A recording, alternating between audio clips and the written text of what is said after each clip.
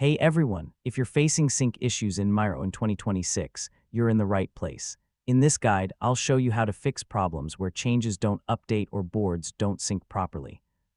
First, sync issues happen when updates made by you or your team don't appear in real time, or the board stops updating correctly. Start by making sure your internet connection is stable and working properly. A simple refresh can fix temporary sync delays. Sign out of your Miro account and log back in to reset your session.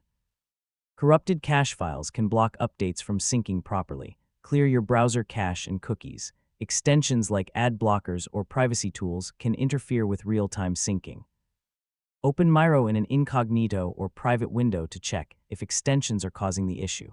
Make sure your browser is up to date, as outdated versions can cause sync problems. Sometimes the issue is on Miro's side. Check their server status and wait if there's an outage. For best performance, use a stable internet connection and avoid running too many tabs while working on Miro. A common mistake is assuming the problem is in Miro when it's actually caused by weak internet or browser issues. And that's it.